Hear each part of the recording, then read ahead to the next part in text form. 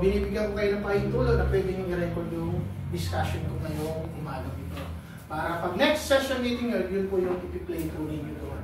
Alright, so isang makalikasang umaga po sa ating lahat. At unang-unang, ako po ay gumagalang sa mga barangay official po na nandito ngayon sa Barangay Babasit, Manawag, Pangasinan. Ito po yung first time ko mag-monitor ng mga barangay regarding po sa solid waste. So, unang-una, ako po si General Cruz from DNR EMB Region 1. Kasama ko po ang mga LGU, si Sir Fidel, si Sir Uno. Narito kami para i-monitor ang inyong facility regarding sa solid waste. So since wala po dito yung focal person ng solid waste po natin na Kagawad, si Kagawad na lang po. Ano po pangalan niyo, sir? Kagawad Ardi, sir. Kagawad Ardi. Si Kagawad... Opo. Kagawad Chu. Kagawad Chu. Sige, kayong dalawa na lang po, sir. Kumusta po ang basura dito sa Barangay Babasit? Ang basura namin to, sir, kapag kasi once a week lang, hinaakot sa Sabado, yun lang. Kasi hirap yung mga nagbabasura dito, pinagsasabihan namin sila na huwag mo nang ilalabas yung basura kung wala pang oras na schedule. Araw ng schedule, okay? Kasi kahit pinagsasabihan namin sila, pero kung minsan di nilalabas na. Pero huwag tayong titigil kahit ganun katigas ang isang constituents ninyo, huwag kayong titigil na pagsabihan sila. Kasi the more na tumigil na kayo, wala nang mangyayari sa barangay hall ninyo. Unless doon, may concern pa rin kayo. Pero pag ganun pa rin ang ginagawa, nilalabas sa walang schedule, nasa batas din po natin yan. Makikita niya. Sa non-collection araw, ay nilalabas na nila.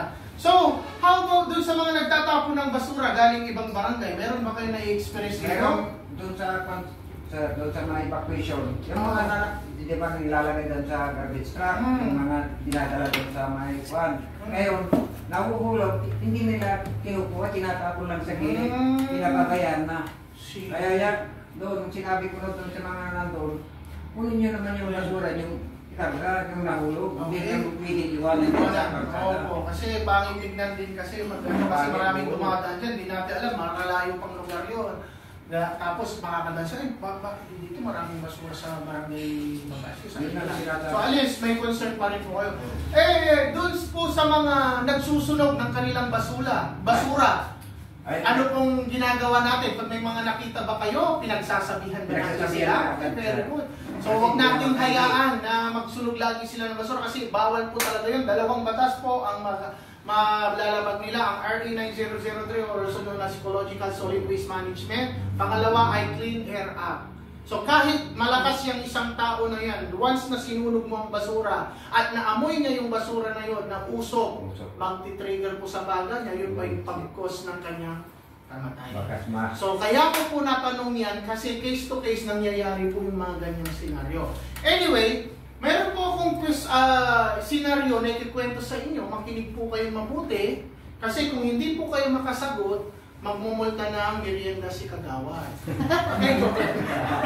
Okay, senaryo number 1. Tinanong ko kanina ang secretary ninyo kung kailan po kayo nagkandak ng kalinisan. Yung huli, naglinis po kayo, ay noong October 11, 2025. Ito yung senaryo.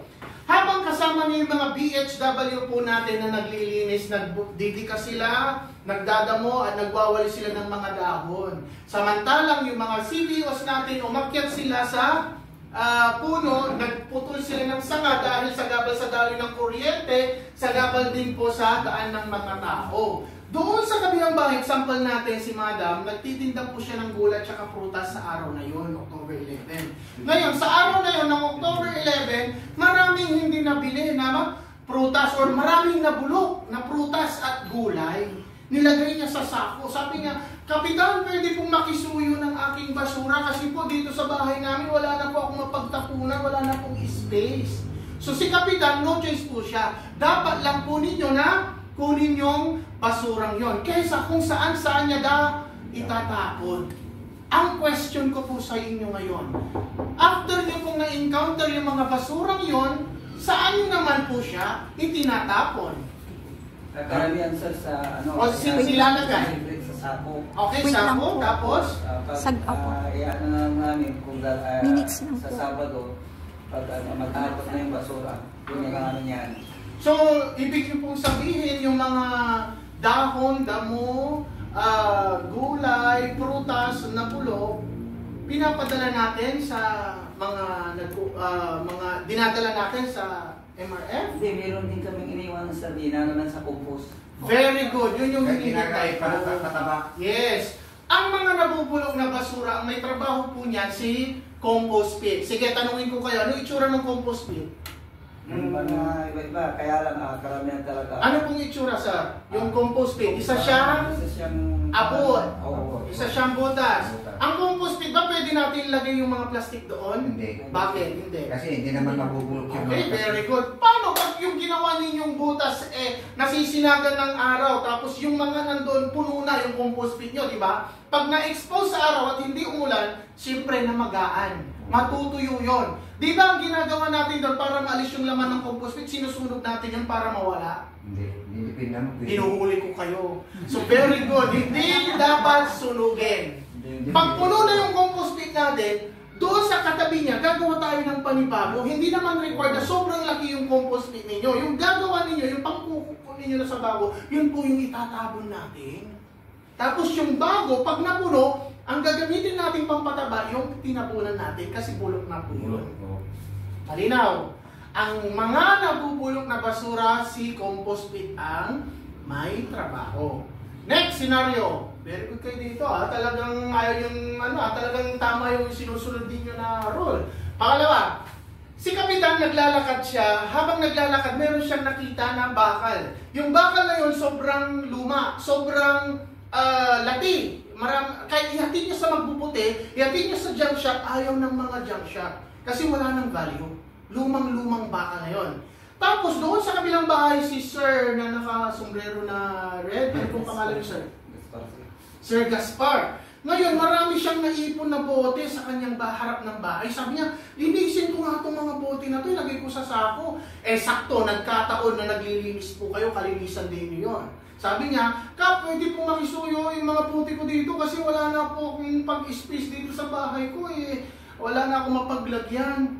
So, dapat lang po yun na kunin ninyo. Bakit napakaraming bote sa bahay ni Sir Gaspar?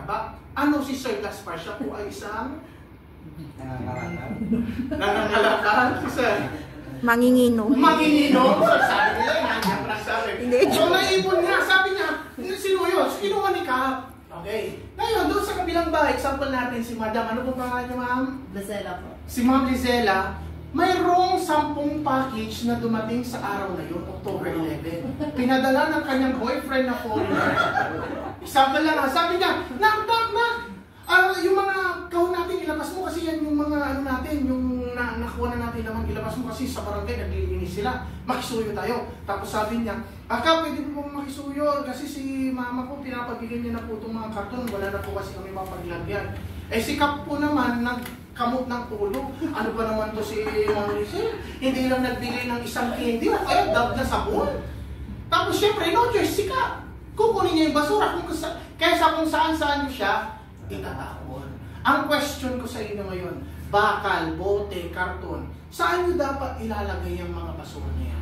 Tabi mo kasi ibenta yun Kahit sabi ko nga kanina, paano pag hindi siya nabebenta? Kahit dyan siya, kahit sino, or walang hihingi, saan nyo naman ilalagay? I-segregate mo na lang. Opo, i-segregate natin, pero saan nyo naman siya ilalagay? Hindi naman pwedeng ibawin niya, sir. MRF. Very good. MRF ang may trabaho niyan. Kasi ang sinabi kong example, si bakal, bote, karton, which is recyclable material. Ang MRF, Material Recovery Facility, anong itsura ng MRF, sir? Parang kulungan ng aso. Ang MRF kasi, may partition po yan. Nakakita na ba kayo ng MRF ng example ng isang barangay? Hindi pa? Oo, mayroong plastic, mayroong lata, mayroong bote. Nakakita na ba kayo? Hindi pa? Yes po. Okay, kasi ang MRF po kasi, nakikita ko po yung mga MRF nyo po dito. Okay po yan, pinipinturahan nyo. Ang importante sa isang MRF, may bubong. Hindi siya pwedeng walang bubong. Ang MRF dapat secured at syempre, hindi siya pwedeng paglaruan ng mga bata, may takip. Kasi pag walang bubong yan, yung mga nilagay natin na bakal, bote, umulan, Hindi, paglagyan ng mga lamok. mga lamok ang maninirahan dyan. So dapat secured. Bahay siya. At lagyan nyo siya ng yero, tapos accessible siya. Pwede mong ilagay yung mga kalakal. Kung walang bibili, walang bebenta, sa araw ng kalinisan din ninyo, kung tig-isang sakong bakal, tig-isang sakong bote, walang bumili kasi may mga bote na hindi nabibili ang dyan siya. Meron. Yun ang paglalagyan natin sa MRF. Nandito ako bote, nandito ako lata, nandito ako plastic. Dito nilagay yung mga basura kailangan ko. Pero kung hindi naman bote at plastic, alam na plastic, lalagyan mo ng bote doon sa MRF niyo. Alam na bakal, lalagyan mo ng karton. Kung ano yung hinihingi niya, yun po yung ilalagay niyo. Malinaw po. Kaya lagyan natin ng signages yung mga MRF natin. Hindi natin masasabing MRF ang isang MRF kung walang signages. Tatawagin niyo yung trash bin. Okay? So dapat mayroong signages, plastic, lata, bote. Tapos lagyan yung material recovery facility. Huwag na kayo magpapagawa ng tarpaulin ang MRF. Kasi maniwala kayo sa hindi, isang linggo pa nagpagawa kayo, ang laki ng tarpaulin ninyo. Isang linggo, hindi mo naman inaaraw-araw. Pagkalipas na isang linggo, mawawala yan, nanakawin. Sino magnanakaw? Mga tricycle driver. Kasi gagawin nilang tarapal. Yung iba gagawin nilang apis ng CR. Yung iba apis ng table. Kaya si mother ko, nakaipon siya ng maraming tarpaulin ng election. Yun yung pinanglagay namin sa mga lamesa. Para kahit magtubig, hindi siya tatagos doon sa kahoy. Malinaw. So pintura na lang. Na ilagay nyo sa parang kahit plywood, yero na tas i-alambre nyo, basta secure siya, may signages siya. Yes. Kahit dumaan ang bagyo, dumaan ang ulan, hindi siya mag-fade. Malinaw. O ngayon, alam na natin, nabubulok si compost pit pa lang may trabaho. Mga recyclable item, plastic lata bote, si MRF.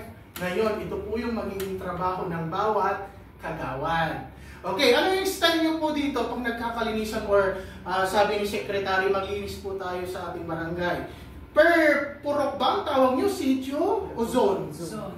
Bawat zone ba may naka-assign na kagawad pag naglinis kayo? Or nasa isang lugar kayo sa zone tapos ambunan kayo na naglilinis doon? Per zone. Kunwari, kalinisan din natin sa October 11, per zone nandun yung kagawad. Ito po ang magiging trabaho ng kagawad. Magdadala ng scratch paper at ballpen yung kagawad. Anong gagawin namin dyan sa scratch paper at ballpen na yun? Sir, ililista ba namin yung mga nakikimarites na nakatayo lang? Hindi po. Ang gagawin ni kagawad, for example, zone 1 po ito. Naglinis po kayo. Yung mga pinaglinisan ninyo, sinegregate ninyo. Ilagay nyo sa isang sako, ilagay nyo sa isang sako ng mga plastic, lata. After nyo po doon, i-compute po ni kagawad.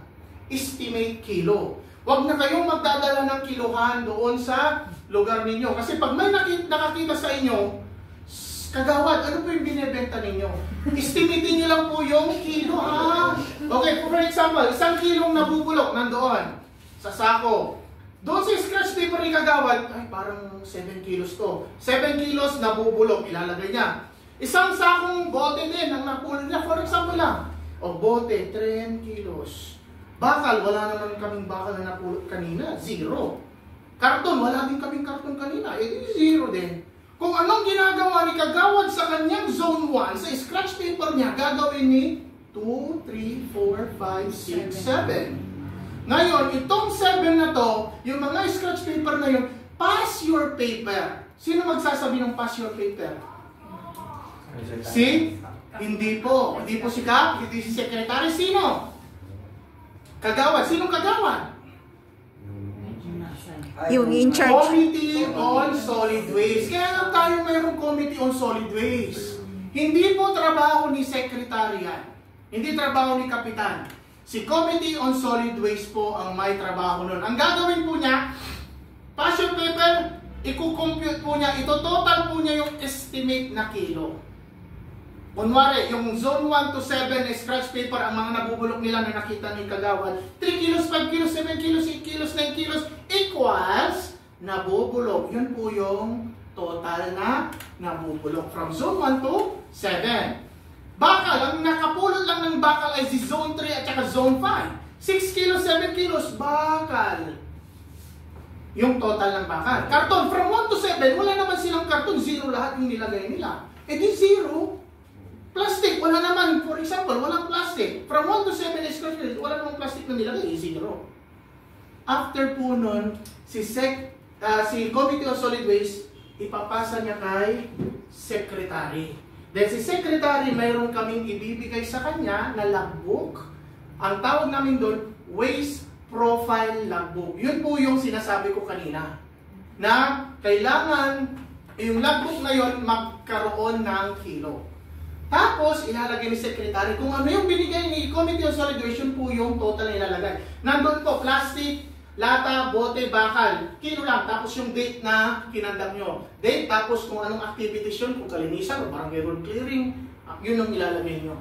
Magre-record lang po kayo kung naglinis po kayo. Hindi ako nagre-require na maglinis kayo every week. Kasi may mga time na bagyo, hindi kayo makapaglinis. Kung ano ang binigay ni DILG na schedule sa inyo na maglinis kayo, kung nag-isip si Kapitan, ay bumagyo, o magkalinisan din tayo, doon lang po kayo magre-record. Malinaw ha, hindi po ako nagpaparequire na maglilinis kayo. Kung ano yung ginagawa ninyo, kung ano yung style na strategy ninyo dito na paglinis, that's the time na maglinis lang kayo. Ay, mag-record. Bakit scratch paper ang pinapadala ko sa mga kagawad? Kasi kung hiniram niyo yung kay Secretary na record, for example, hiniram nila to, at si Secretary, pinahiram niya sa kagawad, nakimarites si kagawad, naiwan niya. Di from record ninyo noon, at saka ngayon, wala na kayong record. Yun pala, tinikyabla, nga pula. Kaya dapat yung gamit ni Secretary na Waste Profile Logbook, huwag niyong gagamitin or dadalhin. Pag next year, nabalik ko sa inyo at nag-barangay monitoring ako, walang laman po yung Waste Profile Logbook ninyo. Sino po ang sisisihin ko? Kagawad? Sinong kagawad? Yung committee po. Very good. Committee on Solid Waste. Hindi si Kapitan, hindi si Secretary. Anong i-record ni Secretary kung walang pinaparisibi sa kanya ng focal person? Malinaw? Okay. Proceed naman tayo dito sa picture na to. Bakit perfect sa akin tong picture na to? Yung photo documentation nyo pag nagpipicture kayo, bakit perfect sa akin to? Sige na. Okay, may location, nandyan, okay? May time, ano pa? may time stamp. May time, very good. Time stamp. Ano pa? Ano pa? Bakit perfect? Nandyan si kagawad, nandyan si kapitan. Ano pa? Ano pa? Bakit perfect? Okay, nasabi nyo na. Yung tinatawag nilang GPS or geotag. Sir, matak ka na lang, babagil ka kung natin GPS. Yung GPS or geotag, isa siyang application sa cellphone. Every time na magpipicture kayo, yun po yung gamitin ninyo. Bakit? Kasi pag nagpicture kayo, tatatak dyan yung oras, date, at lugar. Ayun, nakikita niyo yung mga yan? Bakit natin kailangan yan? For example, si mag-asawa, di ba, mag-asawa, binugbog kagabi. Ngayon, nakarating sa korte. Tinanong ko si asawa, for example, wala to. Si madam, binugbog siya kagabi. Sabi ko, ihaki lang yung picture na pinapakita mong binugbog ka ng asawa mo, black ayan. Talagang bubog siya. Sabi niya, Judge, kagabi po, binugbog ako ng asawa ko, munti ka na nga ako mamatay. Sabi niya, sumagot yung asawa, for example, si kagawad. Matagal na yan! Sinisiraan mo lang ako, sinungaling! Sabi niya, nagwelga siya. Ako na judge, wala akong pagbabasihan doon sa picture mo. Walang oras, walang day. Malinaw, nakikita nyo. Ngayon, dito, tanungin ko si Secretary. Secretary, kailan kayo nagkalinisan day? For example, dito sa picture nyo, wala to wala yung GPS na tinatawag. Sir, kahapon po, ang dami namin naglinis, sir. Marami kami, may picture po kami, pati si Kapitan, makikita mo po dyan. Tingnan nga ng picture nyo. Ay, oo, nagwawalis si kagawad. Kako, ay bakit dito? Kalbo si kagawad, ngayon may bugo. Ay, kahapon lang. Ala, si BHW natin, mataba dito, bakit ngayon? Sexy! So, ibig sabihin, yung picture na yon matagal na. Number one reason ni DILG sa mga nagsisend ng kanilang mga picture sa kanila, peke, recyclable. Kahit yung tao na wala na, nasa kabilang buhay na, naglilinis pa rin. So tandaan natin, pag kukuha kayo ng documentation, ebidensya, investigation, may nagsaksakan, may nagsuntukan, may nagbanggaan. Pag kayong mga barangay official na nagpipicture, gamitan nyo ng GPS. Kasi hindi magkakaila yun. Malakas na ebidensya. Malinaw. At ang pagpicture, lahat ng barangay activities nyo, basta barangay activities, gamitan ng GPS. Pero pag personal na lakad nyo, pupunta kayo sa birthday, punsyaan, huwag na po kayo gagamit ng GPS na may ganito, Kasi pag nag-selfie kayo, kunwari lechon po yung nasa likod ko, nag-selfie ako. In-upload ko sa Facebook. Ay, sana all si Kapitan nakipunsya, hindi nangitagar. Susunod sila kasi nandoon yung date. Or lechon na yun bakit palalampasin mo yan? Okay, tandaan natin, pag personal na lakad, huwag nyo na pong gamitan ng GPS or genotype. Pero pag barangay activities, naka-duty kayo, kukuha kayo ng ebidensya, mag-iimbestiga kayo, GPS. Malinaw? Loud and clear? Yes. Okay. Dito din, sa photo documentation natin, mayroon din pong position ng cellphone. Anong position yan? Dapat pag kukuha tayo ng picture, dapat always landscape. Nakahiga yung cellphone. Hindi yung nakatango. Okay? Bakit? Dapat hindi nakatango? Kasi pag nakatango, yung cellphone nakatayo, pang model lang yan. Pang selfie. Always landscape. Kasi pag landscape, malawak ang makikita niya, detalyado ang makikita niya. Pag nakaganito kasi, limited lang. Pag ang nilagay ni secretary, ganito, kunwari example lang, ganyan, nakatayo yan, at pinatunto, ang matangkad magiging panda, ang payat magiging mataba. Malinaw. Kaya dapat lagi kayong nakahiga yung cellphone. Clear? Malinaw? Okay, proceed na naman tayo doon sa last, barangay ordinance. Dito sa isang barangay po ninyo, bakit importante ang isang barangay magkaroon ng ordinansa? Any answer? Bakit importante mayroong ordinansa ang isang barangay? For example, ang solid waste. Para may secure yung barangay at saka ma-maintain natin yung kulitan ng road. okay, very good. Any answer? Gusto ko sumagot kayo para may participation po kayo. Si Sir. Bakit importante na magkaroon tayo ng ordinansa dito sa barangay? Para yung mga tao, alam nila kung ano yung tama at mali. Very good. Ano pa? Disiplina. Ano pa, Sir? Para meron tayo sinusunod na ordinance, law or lay. For example, dito sa barangay hall ninyo, kasi naka-adapt po kayo sa munisipyo Explain ko lang. Dito sa barangay hall ninyo, wala kayong ordinansa. Example lang. Ngayon, ito po ang magiging senaryo. Si Sir Gaspar from Barangay Poblasyon. Okay? Sample lang Poblasyon. Sample lang to, Sir. Ngayon, madaling araw, nakatricycle siya, may dala siyang sako. Pupunta siya sa barangay hall ninyo. Kasi meron siyang chicks na nililigawan. Madaling araw, umalis. Ngayon, napadaan siya. Tapos sabi niya, ay, walang tao sa barangay Babasi. Sabi niya, sinipa niya yung sako. Nalaglag sa harap ng barangay hall ninyo, hindi niya alam naka-duty si Kagawad. Ay, medyo may din na tao yun kilala ko yun. Siguro Gaspar yun, kumpari Gaspar ko yan, may nalaglag na package, sabi niya. Tinakbo-takbo ni Sir Kagawad. Ngayon, tinakbo niya, binuksan niya yung sako. Punong-puno ng diaper, punong-puno na mabahong basura. Pain na manok, patay na something, mga mabahong basura.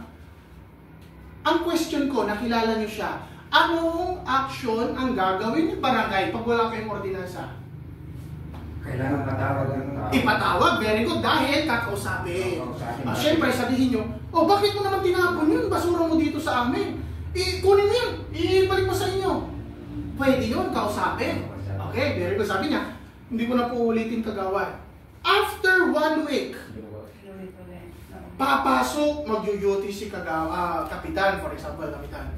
Tapos, ay, nakalimutan ko yung susi ko dun sa labas, sa motor ko. Nung pagkalabas niya, mayroong 3 sako na nandyan sa harap. Kanina wala pa to Bakit ngayon mayroon na naman? So, tinanong kami, nakita niyo ba yung nagtapon dito? Kahit sinong pagtanungin niya, kahit sa CCTV, walang nakakita, walang nakita doon sa nagtapon. Tapos naging mautak si kapitan ninyo. Paano niya nalaman kanino yung basura na yon? Kailangan kasi kung minsan nakikita kung nakamay pangalan doon kung saan galing ang basura. Very good. Naging mautak si kapitan ninyo. Binuksan niya yung basura, kinaykay ito kalabor, inano sa to, ang ang bangutan. Jack pa ng kapitan, wala anong nanto, antutan. Plastic na Lazada, plastic na Shopee, plastic na GMT, Warman, Aki, Gaspar, Barangay Poblasyon. For example, si Sir Lalamot man.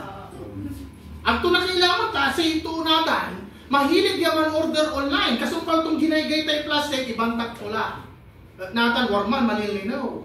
Ngaran to. Sa question ko si kayo, ang tigawan na barangay na laman. Anong gagawin ng barangay pag walang ordinansa doon sa nahuli ninyo? Report mo doon sa barangay. Tatawag ulit, kakausapin, ma'am, ako lang ulitin, bakit mo naman ginawa yan? Kaya niya ginagawa magtapon dito sa barangay huli ninyo kasi mayroon siyang kasabal or kaaway dito sa barangay ninyo na tao. Ngayon, hindi ko na po ulitin, last na po yan talaga. After 1 month, nag-break sila ng kanyang nililigawan na taga dito. Hindi na siya nakakapunta. Kaya malinis yung barangay hall ninyo na walang nagtatapon. After 1 month and 1 week, nagbalikan sila ng kanyang nililigawan. Tapos doon sa nadaanan niyang lugar, yun po yung maraming tambak na basura na pinagtatapunan ng mga ibang tao. Ngayon, pain niyo lang pala yun na lugar. Ngayon, sige nga, kung malalaman pa ng barangay dito, sa vacant lot na to, dito ako magtatapon. Ngayon, binababa niya, madaling araw. Hindi niya alam naka-install kayo ng bagong CCTV. Nakita niyo na naman siya, naka-tricycle, siya at siya ulit nung nagbababa ng basura. Ang question ko dito, kahit pa ulit-ulit, kahit first time niya na nagtapon ng basura sa inyo, kung wala kayong ordinansa, pwede niyo ba siyang pagmultahin?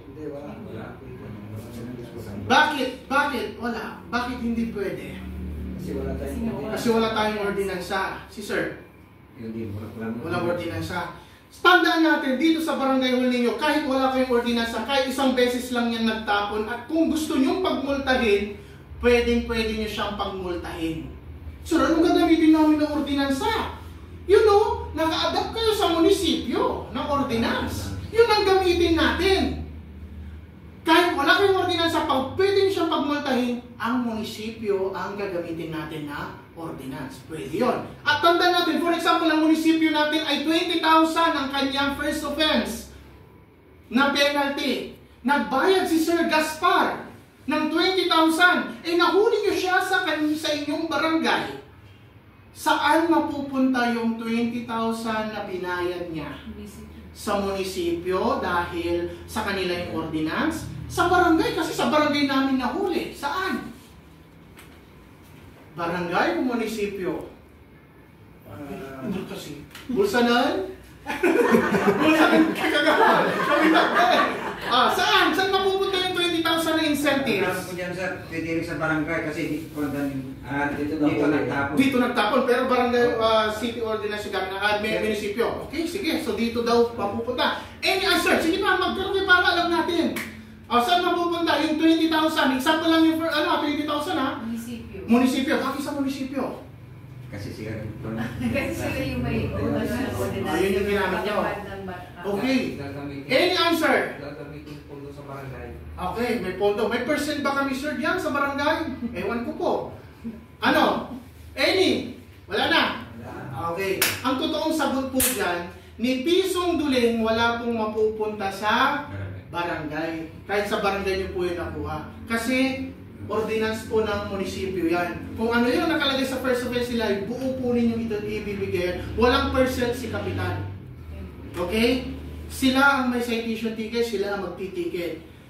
Tandaan natin, ang mga munisipyo, ang hawak po nila yan, mga barangay. Pag ang barangay nagtapon sa ibang lugar, nahuli si munisipyo ang magpapataw. Pag ang constituency ninyo, residente, ang magpapataw sa kanila, barangay. Kaya dapat magkaroon kayo ng sarili ninyong ordinansa dito sa barangay hall ninyo. Sir, kailan namin kakandakin yan na magkakanda kami ng ordinansa? This coming barangay General Assembly. Itatag nyo po gumawa ng sarili nyo pong ordinansa. Huwag po kayong mag-alala, Secretary, kasi po-provide ko din po yung ordinance template. Sige. Yung template na yun galing po kay DILG, yun na lang po yung gamitin ninyo. Kompleto po yun. I-discuss nyo sa mga constituents po ninyo. Huwag kayong gagawa na kayong mga barangay official lang doon sa ordinansa. Pwede nyo mag-session meeting muna kayo sa barangay, then i-public consultation ninyo, tapos sa mga constituents ninyo. Okay? Pag-usapan nyo kasi yung first offense, second offense, third offense. Kunwari, gusto ng constituents ninyo, sir, gusto namin first offense 500. Gusto ni Cap 300. Kung saan kayo nagkatagpo doon sa presyo ng first offense, yun po yung ilalagay ninyo. First offense, second offense, third offense. Okay? Tatlong kopya ang gagawin ni Secretary. Si Secretary gagawa siya ng tatlo, ipapasa niya kay DILG, Sangguniang Bayan, tapos yung isa kopya po ninyo. Tatatakan nila yan. So yun yung magiging pangil po ninyo. Doon sa isang ordinance, mag-photo documentation kayo, magpa-attendance kayo sa mga Pumunta. constituents na pumunta. I-attach nyo po doon para makita nila na nag-conduct po kayo ng public hearing, public consultation with GPS. Okay? Yes. Kasi, pag hindi kayo nagbigay sa kanila at hindi tinatakan, dapat matatakan. Yun po yung i-require ninyo na matatakan yung ordinansa ninyo. Alright? Malinaw po. Kasi kung sakali, ngayon sinabi ko maggawa kayo ng ordinansa. Kunwari si Cap, nagpatawag siya ng meeting. Kagawad, ibagay yung pansari, totoo dito sa atin. Magkakandak po tayo ng mag-create tayo ng ordinansa bukas, alas 8 ng umaga. Tapos mga kagawad pumunta, mag-meeting daw tayo bukas ng alas 8 ng umaga, pinapatawag tayo ni Cap. Maniwala kayo sa hindi, bukas walang pupunta or konti lang yung pupunta. Bakit? Walang ayuda. Pero pag sinabi ni Cap, kagawad, ipagayo, yamang gawa tayo ordinansa na buwas, alas 8 yung kabuwasan. Sa kaya to, 500 o 1,000 sa kito. Mani siya kay Shaq, alas 4 labat, naulit ni Kapitan, mangkatuklara ka, abang kila, wadya kami na. Kaya sabi ko sa barangay assembly po ninyo kandakin, kasi isahan nyo na lang po yun na itackle. Pero mag-session meeting muna kayo doon sa ordinance na yun, kung ano yung gagawin, kung ano yung iadadagdag nyo. Isama na ninyo din yung mga ordinance na gusto nyo yata, corby hour, aso mo itali mo, pero makabukod yun na ordinance. Okay? Malinaw po? Malinaw Alright, po. next. I-recap ko lang yung sinabi ko sa inyo. Ayan. Para bago kami umalis, fresh pa sa ating utak. Lahat ng basurang nabubulok saan natin ilalagay? Compost. Compost bin. Very good. Lahat ng basurang plastic, lata, bote, bakal, saan natin ilalagay? MRF. MRF. Ano ang dadalhin ng mga kagawad bago sila mag-conduct or maglinis? Saka Siyempre, ballpen. huwag niyong kakalimutan yung mga panlinis ninyo. Walis, dustpan, sako. Ito yung baga ng DNR. May scratch paper ng ballpen labas sa awitin me. Yaman linis. At yung panlinis nyo, hindi tamuro yun. Siyempre, yung mga dustpan, dalhin nyo. Ano ang gagamitin natin na application pag magpipicture tayo? GPS. GPS. Okay, dito po sa GPS na ginagamit ninyo, pag wala kang load, wala kang internet, di mo ito magagamit. Pero yung sasabihin kong application, kahit wala kang load, wala kang internet, magagamit mo siya. At higit sa lahat, ang kagandaan nun, pwede nyo ilagay yung logo ng barangay hall ninyo. Kasi may GPS nga to. Pag sa ibang barangay ako, hiningan ako ng DILG ng mga kalinisan ng picture namin, nakita ko tong picture nyo na to, pwede kong nakawin. Pero pag may logo yan ng ninyo, barangay nyo, ay hindi mo pwedeng kunin yan. Sa barangay Babasit yan, may logo sila. Yung application na sasabihin ko sa inyo, user-friendly po siya. I-download nyo, kahit wala kang load, wala kang internet, magagamit mo siya. Tigit sa lang pwedeng logo. Ang pangalan niya, Time Mark. Time tapos pangalan ni Mark. Kulay yellow po yung logo niya. Okay. Kahit anong cellphone, kahit mababang uri na cellphone, pwede nyo po yun na gamitin. Dapat lahat ng kagawad, dapat may time mark. Bakit? Sir, paano yung kagawad namin na isa? Ang cellphone niya, yung decay pad di sa Oh. home. Yung nga sir, yun Hindi naman kami mahilig dyan sa touchscreen. Oh, katulad dito, sa cellphone ni Sir. Oh, nakikita nyo, may camera pa. Wala. Kasi parang si father ko ayaw niyang magdala ng cellphone na touchscreen. Makisuyo po kayo doon sa mga BHW. Mag-picture ka dito sa atin. Hindi na trabaho ni secretary mag-picture bawat zone. Kunwari, nasa zone 1, si secretary nagpipicture lang sa inyo. Nasa zone 2, zone 3, 5, 6, 7, tapos na silang naglinis. Ano madadaanan niya doon? Di ba wala? Kaya dapat per zone, si kagawad ang required na mag-picture. Tapos isend nyo sa group chat nyo sa Facebook. Mayroon naman kayong GC, di ba? O, tapos si secretary, ang pipili niya, syempre yung may GPS. Anong napipili niya yung walang GPS? So yung documentation nyo, bagsak agad, walang GPS. Malinaw? Okay, anong position ng cellphone pag mag-picture tayo? Dapat? Landscape. Landscape. Okay? Sa next na balik ko, dapat meron na kayong first, yung waste profile logbook. Okay? Yung kilo. Tapos, yung mga picture, yung MRF natin dapat mayroong signages. Yun lang po yung gusto kong makita. At, yun lang, so far, yun lang ang minimal lang. At saka yung updated ordinance pala. Yes po. Sarili ng barangay. Up. Okay? So yun lamang po. Maraming salamat sa pakikinig. Naway nakapulot kayo ng aral sa umagang ito. I hope na sa susunod na balik ko ay marami na tayo. Sa isang barangay, tandaan ninyo, dapat meron kayo laging tatlo. Ano yung tatlong yan? Nagkakaisa, nagtutulungan, nagmamalasakitan. Pag itong tatlong to, wala sa barangay hall ninyo, pagpasok pa lang namin, tinanong ko si Secretary, saan po yung document? Sir, wala pa kami ordinansa, sir. Sir, wala pa yung mga picture namin. Sinisend namin sa group chat sa GILG. Sir, wala po si Kagawa dito. Wala po, mag-isa ko lang po. Ibig sabihin ng pag ganun, ang isang barangay hall ninyo, taglaban. Alam niyo yung salitang taglaban? Oh. Maugit, manalagariwalin na patang na butayong. Pero in fairness, pagpasok namin dito, tinanong ko sige secretary, kalmado. Kasi may mga secretary, aligagana, ay sir, wait lang. Pero siya prepared. Okay? Yung documents na hinahanap namin, meron kayo.